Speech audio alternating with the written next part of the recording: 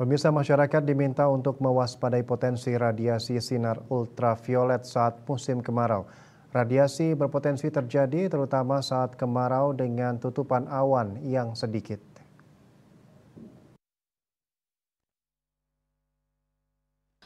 Koordinator Bidang Data Informasi BMKG Wilayah 3 Denpasar Inyoman Gede Wirya Jaya di Denpasar dikutip dari kantor berita Antara mengatakan potensi radiasi sinar ultraviolet terjadi diperkirakan pada pukul 11 hingga 14 WITA dengan intensitas sangat tinggi.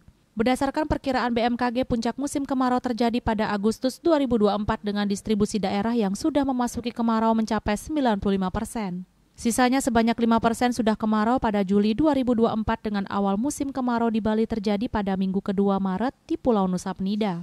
Sedangkan wilayah yang diperkirakan paling terakhir memasuki kemarau adalah zona musim 422 yakni di Tabanan bagian utara, Badung bagian utara, dan Gianyar bagian utara. Berdasarkan BMKG, sinar ultraviolet berada pada pita gelombang 100 hingga 400 nanometer, dibagi lagi menjadi UVA, UVB, dan UVC. BMKG membagi indeks sinar UV dalam 5 skala, yakni indeks 0-2 yang tergolong risiko rendah bahaya dan kategori warna hijau. Kemudian indeks 3-5 yang masuk kategori risiko bahaya sedang dengan warna kuning. Indeks 6-7 berkategori risiko bahaya tinggi dengan warna oranye, indeks 8-10 berkategori risiko bahaya sangat tinggi dengan warna merah dan warna ungu untuk kategori risiko bahaya sangat ekstrim dengan skala di atas 11. BMKG menyebutkan risiko bahaya tinggi bagi orang yang terpapar matahari tanpa pelindung. Untuk itu diperlukan tindakan pencegahan ekstra karena kulit dan mata dapat rusak dan terpapar dengan cepat.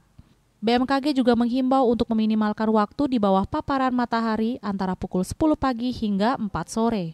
Tetap di tempat teduh pada saat matahari terik siang hari, kenakan pakaian pelindung matahari, topi lebar, dan kacamata hitam yang menghalangi sinar UV pada saat berada di luar ruangan.